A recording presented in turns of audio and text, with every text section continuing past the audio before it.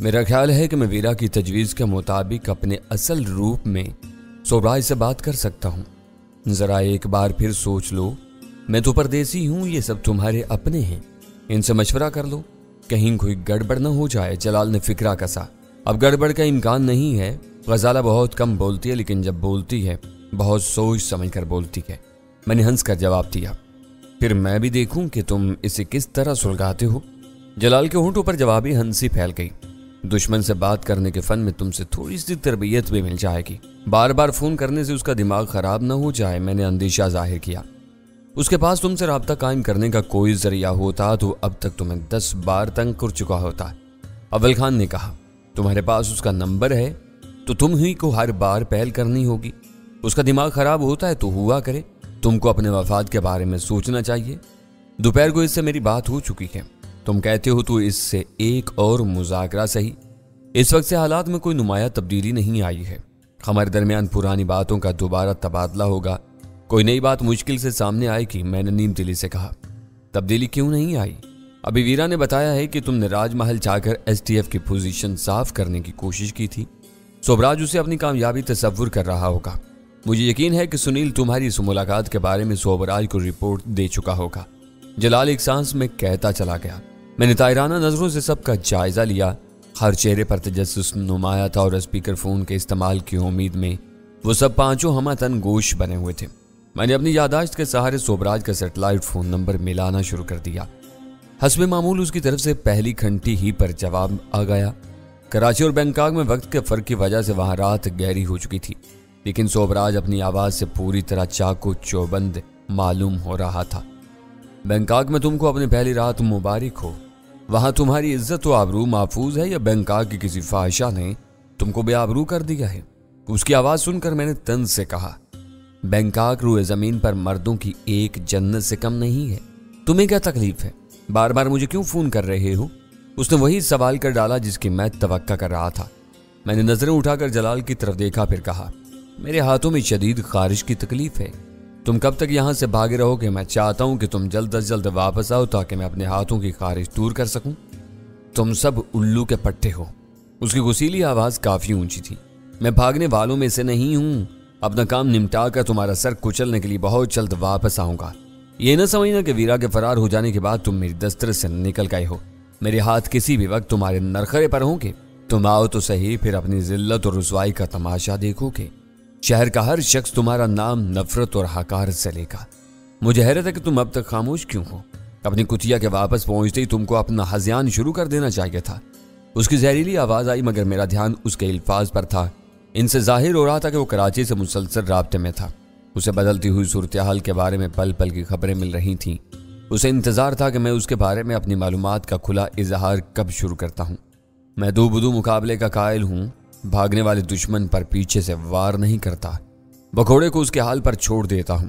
تم 2 مہینے تک وہاں روپوش رہو گے تو میری زبان بند رہے گی، یہاں آؤ گے تو میں تمہیں اپنے ہذیان کا مزہ چکھاؤں گا۔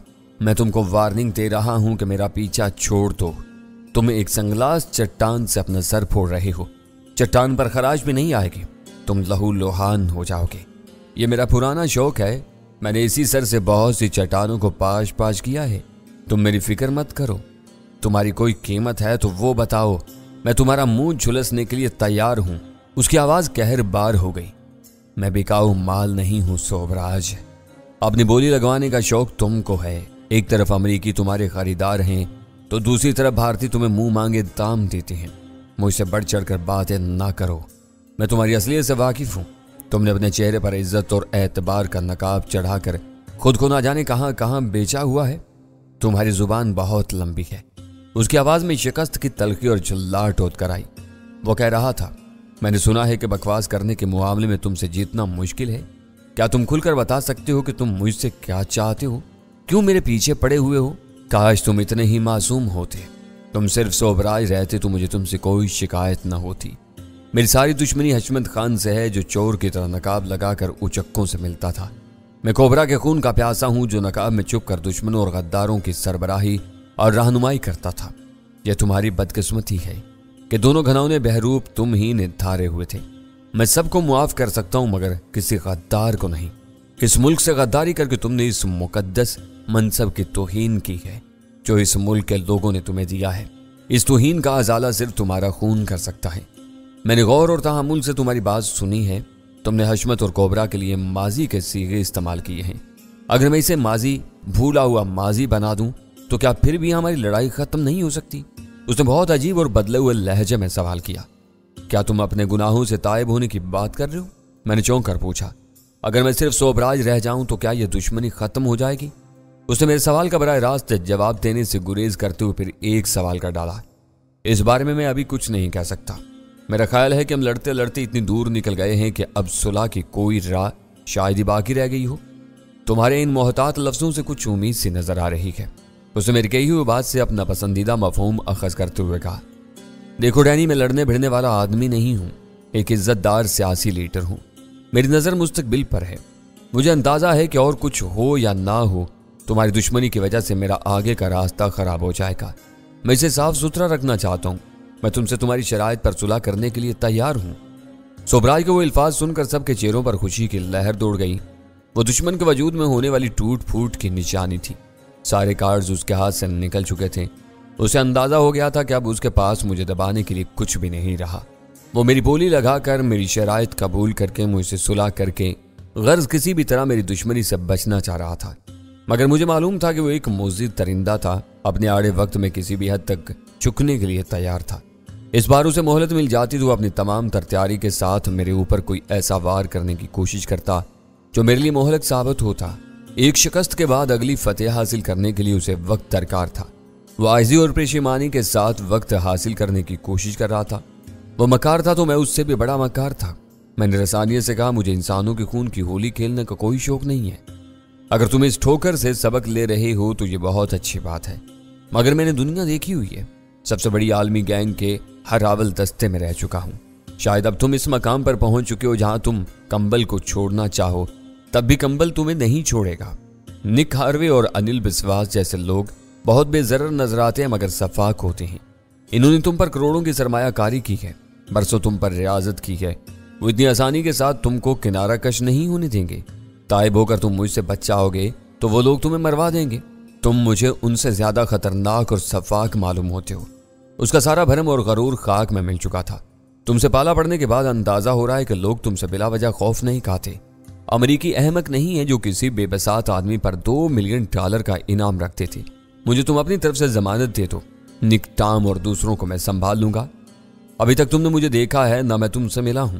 इतने बड़े फैसले यूं फोन पर नहीं किए जा सकते। इब्तदाई गर्मी दिखाने के बाद मैंने भी थोड़ी सी नरमी इख्तियार कर ली। ये बताओ कि मैं तुमसे कैसे और कहाँ मिल सकता हूँ? खमंड टूट जाने के बाद उसके लहजे की बेताबी बढ़ गई थी।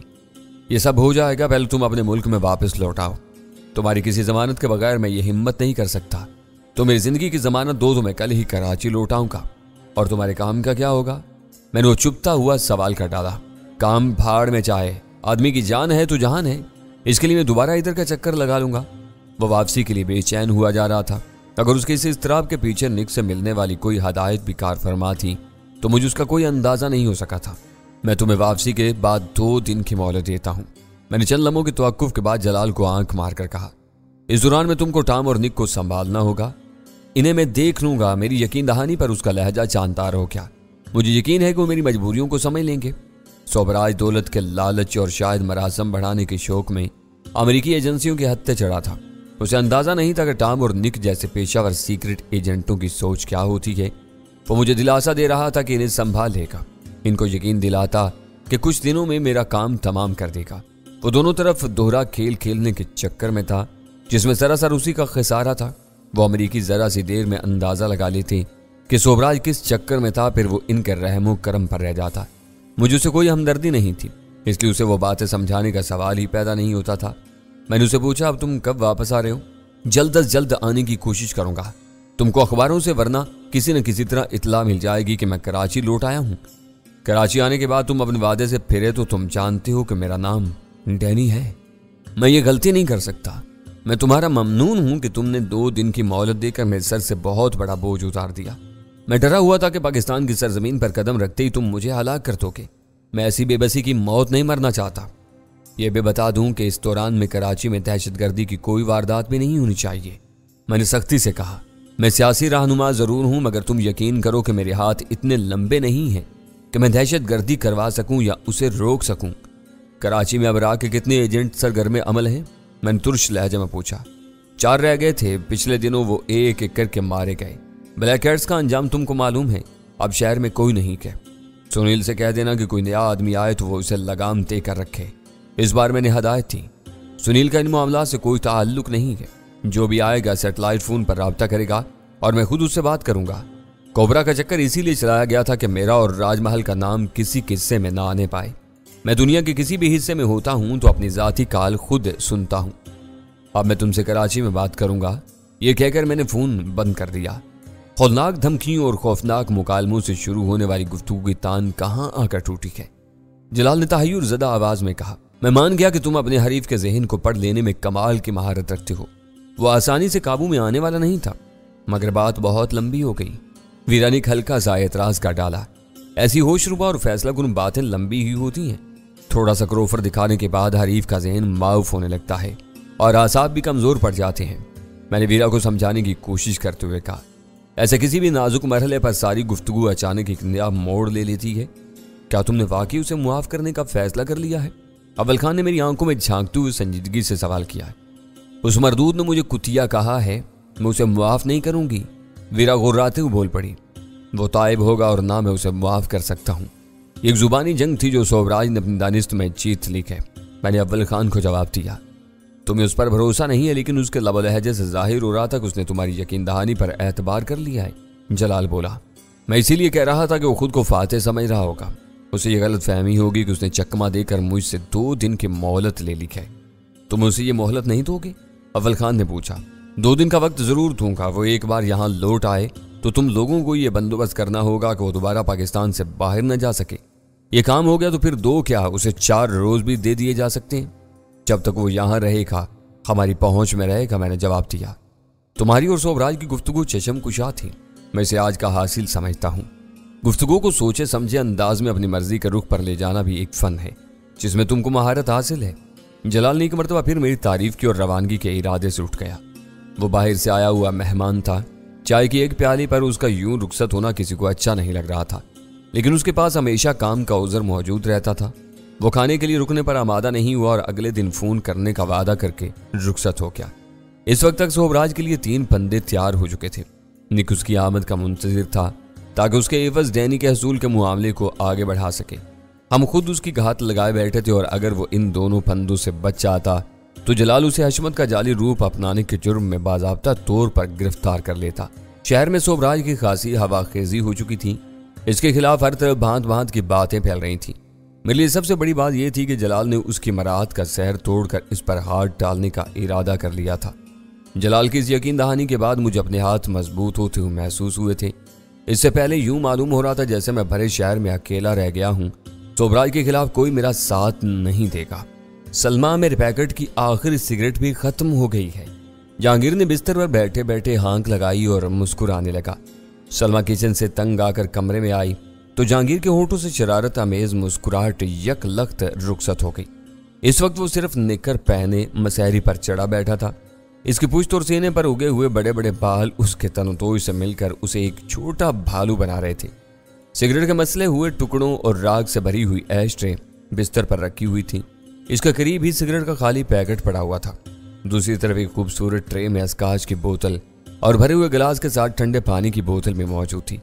کیا منمنا رہے تھے؟ سلمہ نے اسے گھورتے ہوئے کہا۔ سگریٹ ختم ہو گئی ہے، اس نے بہت مسکینی کے ساتھ خالی پیکٹ کو اپنی انگلیوں میں نچاتے ہوئے کہا۔ میں کئی دنوں سے دیکھ رہی ہوں کہ تم نے اپنی چھوٹی چھوٹی ضرورتوں کے لیے مجھے وقت نہ وقت تنگ کرنا شروع کر دیا ہے۔ شام کو میں سامان لینے کے لیے گئی تھی تو تمہیں اپنے سگریٹ کیوں نہیں یاد آئے؟ اب میں کھانا تیار کروں یا تمہارے سگریٹ لینے کے لیے جاؤں؟ جہانگیر کے اطمینان میں کوئی فرق نہیں آیا۔ یوں لگ رہا تھا جیسے سلمہ نے اسے کوئی ربائی سنائی ہو۔ اس نے ٹرے سے گلاس اٹھا کر آسودہ انداز میں ایک بڑا گھونٹ اپنے دہانے میں گھما کر معدے میں اتارا، پھر بہت محبت کے ساتھ بولا، ڈارلنگ، تم پر باہر کے ساتھ ساتھ گھر کے کام کا خاصا بوجھ پڑ گیا ہے اور تم چڑچڑی ہو گئی ہو۔ میں کئی بار کہہ چکا ہوں کہ اپنا ہاتھ بٹانے کے لیے کوئی اچھی ملازمہ رکھ لو، لیکن تم ہر بار میری بات سنی انسنی کر دیتی ہو۔ تم سننا ہی چاہتے ہو تو سنو کہ میں تمہاری وجہ سے ملازمہ نہیں رکھ رہی، سارا بھاڑ خود جھونکتی ہوں۔ سلمہ غصے سے بولی۔ جہانگیر نے ترہم امیز نظروں سے اس کی طرف دیکھا، پھر معصومیت سے پوچھا، تم نے مجھ پر یہ الزام کیسے لگا دیا؟ کام کرنے والیوں سے میرا کیا تعلق؟ عمر رسیدہ نوکرانیاں تمہیں پسند نہیں آتی، بدصورتوں سے تمہیں کراہت آتی ہے، خوش شکل لڑکیاں تمہاری چھیڑ خانیوں سے تنگ آ کر 2 مرتبہ کام چھوڑ کر جا چکی ہیں، اور پھر تم پوچھ رہے ہو کہ ان سے تمہارا کیا تعلق ہے؟ بس جہانگیر نے ہاتھ اٹھا کر اس کی بات کاٹ دی۔ زیادہ الزام تراشیاں نہ کرو، اگر میں غلط کام پر روک ٹوک کرتا ہوں تو حرام خور لڑکیاں تم سے میری چھیڑ چھاڑ کی شکایت کر دیتی ہیں۔ تم نے مجھے یہ بات پہلے بتائی ہوتی تو میں جانے سے پہلے خود ان کو نوکری سے نکال دیتا۔ سلمہ نے منہ بنا کر اس کی نقل اتاری۔ میں اس برے وقت سے ڈرتی ہوں جب تم نشے کی جھونک میں کسی سے لپٹ پڑو اور وہ تم پر ہاتھ اٹھا لے۔ اس سے اچھا ہے کہ ہم کسی نوکرانی کے بغیر ہی وقت گزارتے رہیں۔ تم مجھے بار بار باہر بھیج کر اسی لیے تنگ کر رہے ہو کہ میں گھر میں کسی کو رکھ لوں۔ رکھو یا نہ رکھو، اس وقت مجھے سگریٹ کی سخت ضرورت ہے۔ جہانگیر نے بے نیازی سے اپنا فرمان سنا دیا۔ سلمہ پیر پٹکتی ہوئی کمرے سے کچن کی طرف گئی اور ذرا سی دیر میں سگریٹ کا ایک سر بند پیکٹ لا کر جہانگیر کی طرف اچھال دیا۔ میں تمہاری حرکتوں کو خوب سمجھ رہی ہوں۔ جب سے فارمیسی کو آگ لگی ہے، دن بھر گھر میں پڑے شراب کی چسکیاں لیتے رہتے ہو، پھلی بھی پھوڑ کر نہیں دیتے۔ تم سے یہ نہیں ہوتا کہ بیوی کو باہر بھیجنے کی بجائے بازار کے کام خود کر لو؟ میں 10 دفعہ بازار چلا جاؤں، لیکن ڈینی کئی بار کہہ چکا ہے کہ میرے لیے باہر کے حالات بہت خراب ہیں۔ ڈینی تو تم سے اور بھی بہت کچھ کہتا ہے، تم ان باتوں پر عمل کیوں نہیں کرتے؟ تم کو تو بس اینڈنے کے بہانے پسند ہیں۔ وہ جل کر بولی، فضول باتیں کر کے میرا موڈ خراب نہ کرو، کھانا بنا کر یہاں بستر پر آ جاؤ، آج ہم دیر سے کھانا کھائیں گے۔ اور ہاں، ذرا یہ ایش ٹرے خالی کر دو، یہ خالی پیکٹ بھی ڈسٹ بن میں ڈال دینا۔ تمہارا جب جی چاہے کھانا کھا لینا، آج میں بستر پر نہیں آ رہی۔ ڈرائنگ روم میں صوفے پر سوں گی، وہاں آ کر میری نیند خراب نہ کرنا۔ تم کو معلوم نہیں کہ شوہر اپنی بیوی کا مزاجی خدا ہوتا ہے، جہانگیر نے اسے آنکھ مار کر کہا۔ سلمہ بے ساختہ ہنس پڑی۔ مزاجی نہیں، مجازی خدا کہتے ہیں۔ جب تمہاری اردو کمزور ہے تو گاڑے الفاظ بولنے کی کوشش کیوں کرتے ہو؟ اسی طرح آہستہ آہستہ اردو سمجھ جائے گی۔ گاڑے اور پتلے الفاظ سے کوئی فرق نہیں پڑتا، مطلب واضح ہونا چاہیے، وہ ہو جاتا ہے۔ جہانگیر نے اپنی بات ختم کر کے دوبارہ گلاس اٹھایا تھا کہ دروازے پر ہلکی مگر طویل سی دستک ہوئی اور وہ چونک پڑا۔ سلمہ کی آنکھیں بھی حیرت سے پھیل گئیں۔ وہ قالین پر دبے قدموں دوڑ کر جہانگیر کے ساتھ لگ کر بیٹھ گئی اور سرسراتی ہوئی آواز میں بولی، انٹرکام پر پوچھے بغیر کون اوپر آ گیا؟ سلمہ کی تشویش بالکل بجا تھی۔ جب سے ان کے فلیٹ پر پرفیوم بیچنے والی ایک لڑکی نے آ کر میرے بارے میں پوچھ گچھ کرنے کی کوشش کی تھی، انتظامیہ نے جہانگیر اور دوسرے مکینوں کی شکایت پر غیر متعلقہ افراد کے عمارت میں داخلے پر سخت پابندی لگا دی تھی۔ کسی کے پاس کوئی مہمان آتا تو سیکیورٹی والے اپنے کاؤنٹر پر متعلقہ فلیٹ سے اجازت لیتے تھے، اس کے بعد مہمان کو اندر آنے کی اجازت دی جاتی تھی۔ میزبان اس کے استقبال کے لیے پہلے سے تیار ہو جاتا تھا۔ انہیں نیچے سے کسی مہمان کی آمد کی اطلاع نہیں دی گئی تھی اور آنے والے نے ڈور بیل بجانے کے بجائے دروازے پر ہلکی دستک دی تھی۔ وہ دونوں باتیں مشکوک تھیں۔ سیکیورٹی والوں سے پوچھیں کہ اوپر کون آیا ہے۔ سلمہ نے قدر توقف کے بعد سرگوشیانہ لہجے میں اپنی بات پوری کی۔ تم دروازہ کھول کر دیکھو کہ کون ہے۔ جہانگیر نے اپنی ترنگ میں سلمہ کے مشورے کو نظر انداز کر دیا۔ آپس کی نوک جھوک کی بات اور تھی، سلمہ اپنے شوہر کی نافرمان نہیں تھی۔ اسے دبے قدموں دروازے کے پاس جا کر عدسے سے آنکھ لگائی تو اسے اپنے بند دروازے کے سامنے اسی عمارت کی کسی اوپری منزل پر رہنے والی ایک عورت کا شناسا چہرہ نظر آیا۔